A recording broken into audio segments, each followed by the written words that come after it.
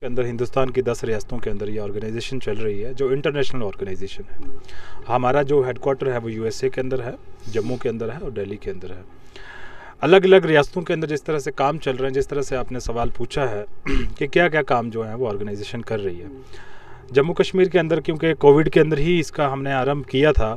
जम्मू कश्मीर पास 4200 पंचायत हैं, जिसके अंदर एक शेड्यूल भी पंचायत है। तो एक पंचायत के लिए 23 से 25 लाख रुपया एक पंचायत के लिए आता है, लेकिन यहाँ की हालत को देख करके ऐसा लगता है कि यहाँ 50,000 रुपया भी आज तक किसी पंचायत के अंदर नहीं लगा है। तो इसका मतलब वो पैसा या तो यहाँ की एडमिनिस्ट्रेशन खा जाती है या यहाँ के जो लीडर्स हैं वो खा जाते हैं। उस चीज़ को सबसे पहले सामने लाना होगा और उसके लिए मैंने नौजवान जिस तरह से आज हमारी ऑर्गेनाइजेशन के अंदर एक हिस्सा बने हैं, तो हम इस पे पूरी तरह से काम करेंगे कि ये जो पैसा है, ये जो 23 या 25 लाख रुपए एक पंचायत के लिए आता है, ये जा कहाँ रहा है, किसके घर का चूल्हा जल रहा है। अस्सलाम वालेकुम, आदाब नाजरीन, आप देख रहे हैं स्टेट वार्नर अपने मेज़बान शाहनवाज के साथ। ग्लोबल ह्यूमन राइट्स ट्रस्ट के फाउंडर और चेयरमैन HR रहमान साहब गुलाबगढ़ के दौरे पर आए हैं। इनका ट्रस्ट इनसे अब जो है मज़ीद तफसीलात जानेंगे कि इनका पर्पज़ आज यहाँ पे विज़िट करने का क्या था और अपने ट्रस्ट के द्वारा ये लोगों को किस तरह से जो है सर्विसेज देते हैं, किस तरह से जो है ये जो है लोगों को जो है इनका जो है काम करवाते हैं। मज़ीद इनसे ही जानेंगे। सर बहुत बहुत खैर मकदम है, आप यहाँ पे आए और आपने सर बात करने के लिए वक्त दिया। बहुत शुक्रिया आपका। Sir global human rights trust, सबसे पहले सर इसके बारे में थोड़ा आप हमें तफसील देंगे कि किस तरह से आप लोगों को सर्विसेज देते हैं और आपका ट्रस्ट क्या है, किस तरह से आप लोगों के साथ जो है जुड़े। जहाँ तक ग्लोबल ह्यूमन राइट ट्रस्ट का ताल्लुक है, जनवरी 2021 के अंदर ये लॉन्च किया गया था, जिसका चेयरमैन फाउंडर मैं खुद ही हूँ। आज 10 रियासतों के अंदर, हिंदुस्तान की 10 रियासतों के अंदर ये ऑर्गेनाइजेशन चल रही है जो इंटरनेशनल ऑर्गेनाइजेशन है। हमारा जो हेडक्वार्टर है वो यूएसए के अंदर है, जम्मू के अंदर है और दिल्ली के अंदर है। अलग अलग रियासतों के अंदर जिस तरह से काम चल रहे हैं, जिस तरह से आपने सवाल पूछा है कि क्या क्या काम जो है वो ऑर्गेनाइजेशन कर रही है। जम्मू कश्मीर के अंदर क्योंकि कोविड के अंदर ही इसका हमने आरंभ किया था।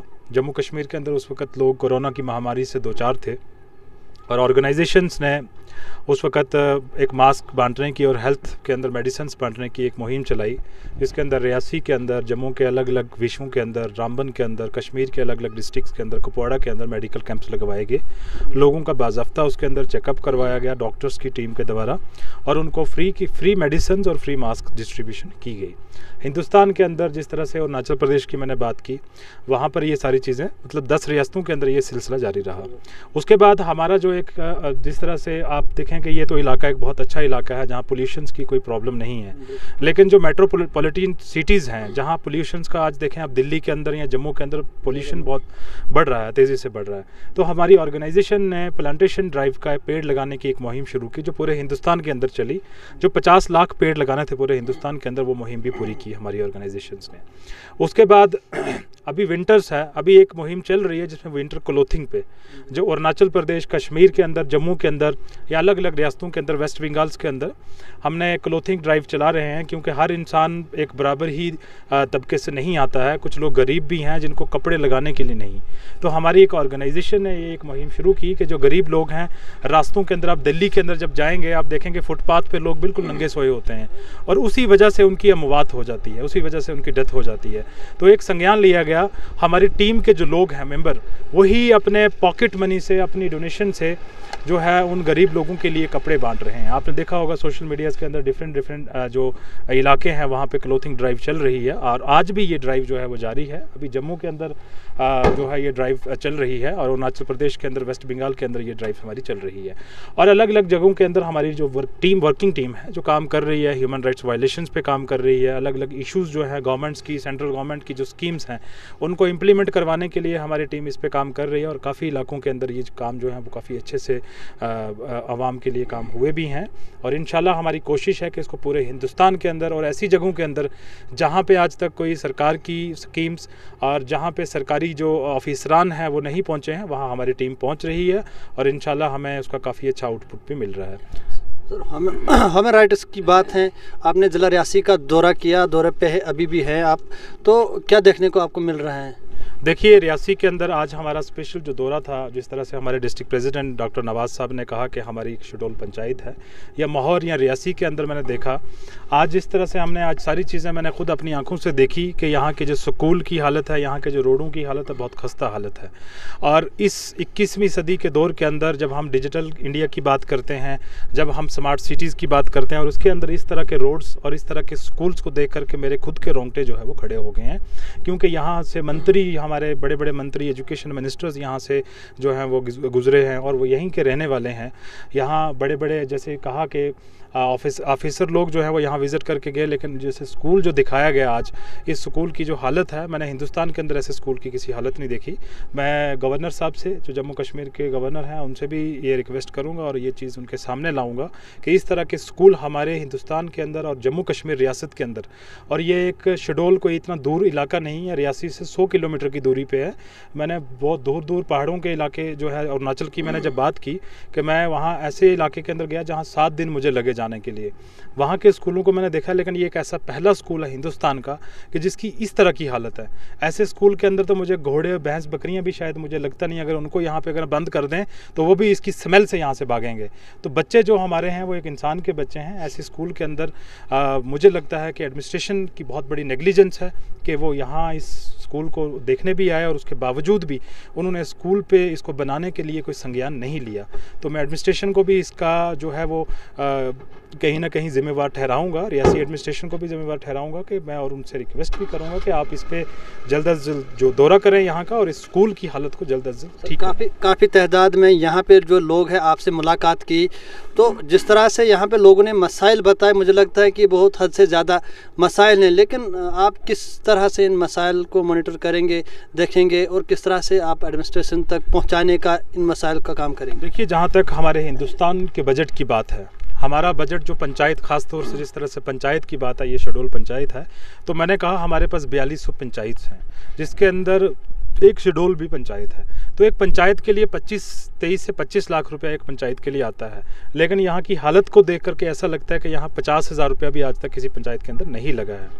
तो इसका मतलब वो पैसा या तो यहाँ की एडमिनिस्ट्रेशन खा जाती है, या यहाँ के जो लीडर्स हैं वो खा जाते हैं। उस चीज़ को सबसे पहले सामने लाना होगा, और उसके लिए मैंने नौजवान, जिस तरह से आज हमारी ऑर्गेनाइजेशन के अंदर एक हिस्सा बने हैं, तो हम इस पे पूरी तरह से काम करेंगे कि ये जो पैसा है, ये जो 23 या 25 लाख रुपए एक पंचायत के लिए आता है, ये जा आ रहा है, किसके घर का चूल्हा जल रहा है इस वजह से।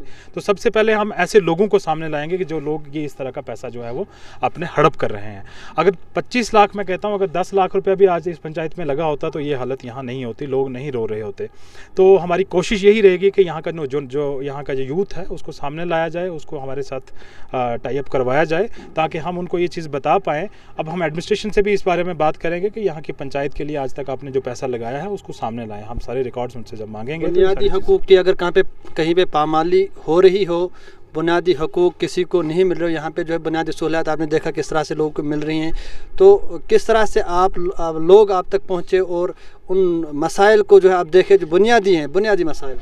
देखिए, सबसे पहला तो हमारा यही, हम कहते हैं ना, इंसानी हकूक़ की पामाली करना, जिसको ह्यूमन राइट वायलेशन कहते हैं। ह्यूमन राइट वायलेशन का मतलब ये नहीं है कि हम किसी को मार रहे हैं तो वो ह्यूमन राइट वायलेशन होगी, है कि हमारे लोग यहाँ मारना तो कि दूर की बात है, जो हमारी बेसिक फैसिलिटीज़ हैं जब वो हमें नहीं मिलती हैं तो ये सबसे बड़ी ह्यूमन राइट्स की वायलेशन होती है, इंसानी हकूक़ की पामाली होती है। और वो करते कौन लोग हैं? वो जो एडमिनिस्ट्रेशन के अंदर बड़े बड़े ओहदों पे बैठे हुए लोग होते हैं, या जो बड़े बड़े लीडर्स हैं जिनको हम लोगों ने मैंडेट दे करके कुर्सियों पे बिठाया होता है, तो वो लोग इस तरह की वायलेशंस करते हैं। और वायलेशन होती किसके साथ है? जो बेचारी एक मजलूम आवाम है, गरीब लोग हैं, क्योंकि उनको अपने रूल्स राइट्स का पता नहीं होता, अपने हकूक़ का पता नहीं होता। तो ऑर्गेनाइजेशन का मतलब यही है कि हम लोगों को अवेयर करें, कि उनको एटलीस्ट अपने इंसानी हकूक़ जो हैं, उनके हकूक़ हैं, उनको पता चल सके कि भाई इस पंचायत के लिए, जैसे मैंने आज कहा कि एक पंचायत के लिए 25 लाख रुपये आता है, तो 25 लाख रुपया शायद आज मुझे ये चीज़ नहीं पता होगी कि लोगों को इस चीज़ का पता है कि 25 लाख रुपया भी एक पंचायत के लिए आता है। तो उसमें से 70%, ये हिस्ट्रीज़ कह रही है, मैं नहीं कह रहा, आप अब गूगल करेंगे तो आपको सारी चीज़ें मिल जाएंगी। रिपोर्ट्स कहती हैं कि 70-75% पैसा ऐसा है जो लैप्स होकर चला जाता है। इसका मतलब वो क्यों वापस जाता है? कि जब हमारी बेसिक फैसिलिटीज़ यहाँ से जो है वो पामाल हो रही हैं, हमें स्कूल्स नहीं मिल रहा, हमें पानी नहीं मिल रहा, बिजली नहीं मिल रही, उसकी वजह क्या है? कि हमारे लीडर्स, हमारी एडमिनिस्ट्रेशन, क्योंकि गवर्नमेंट गवर्नमेंट ने उन्हीं को रखा हुआ है। अब प्रधानमंत्री साहब उतने दूर से उठ करके शेड्यूल के अंदर आकर के अगर स्कूल देंगे तो फिर उनको पूरे हिंदुस्तान के अंदर ऐसा करना पड़ेगा। तो एक चैनलाइज होता है जिसको डेवलपमेंट जो होती है वो एक प्रोसेस में होती है। जिस तरह से डिस्ट्रिक्ट एडमिनिस्ट्रेशन है उन्हीं की सब रिस्पॉन्सिबिलिटी बनती है, इस पंचायत नहीं बल्कि जितने भी पंचायतें हैं रियासी डिस्ट्रिक्ट के आंखों से आपने सब सारी सूरत हाल देखा। अब आखिरी सवाल हम करेंगे, आखिरी मैसेज आपका डिस्ट्रिक्ट एडमिनिस्ट्रेशन की बात करें हैं या हम रियासती जो है यूटी एडमिनिस्ट्रेशन है, इंतजामिया है, उन तक आपका क्या मैसेज रहेगा? क्योंकि बहुत सारे जो हालात आपने देखिए, मेरा यही मैसेज रहेगा कि आज हम उस दौर के अंदर जी रहे हैं जहां लोग हवाओं के अंदर, जहाज़ों के अंदर उड़ने की बात करते हैं और हम यहाँ आकर के देख रहे हैं कि यहाँ हमें स्कूल नहीं है, और स्कूल अगर हैं भी तो उनकी इतनी खस्ता हालत है कि जहाँ जानवर भी नहीं बैठ सकते। तो हमें इस चीज़ के लिए मुझे लगता है कि हिंदुस्तान के जितना भी जो रूरल एरियाज़ हैं, जहाँ इस तरह के इलाके जो शेड्यूल जैसे रियासी के इलाके हैं, इस इलाकों के अंदर हमें स्कूल्स की, बिजली की हम बात कर रहे हैं आज। और हमारे जो बाहर के गैर जो ममालिक देश हैं वो आज स्पेस के अंदर बैठने की बात कर रहे हैं, वो इन चीज़ों से निकल गए हैं। तो हमें इन चीज़ों पर संज्ञान लेना चाहिए, एडमिनिस्ट्रेशन को संज्ञान लेना चाहिए कि यहाँ के बच्चे कहाँ पढ़ रहे होंगे, उनकी हालत कैसी होगी। अगर वो यहाँ के स्कूल्स इतने खस्ता हालत हैं तो हमारा बच्चा कहाँ जा सकता है, यहाँ किसके साथ कम्पीट करेगा। तो हमें स्कूलों की, बिजली की, पानी की बेसिक फैसिलिटीज़ हैं, हमारी एडमिनिस्ट्रेशन को और जो गवर्नर इंतज़ामिया हैं उसको भी संज्ञान लेना चाहिए कि वो ऐसे मसलों को जो है इस पर नज़रसानी करें ताकि हमारे लोगों का अजाला हो सके।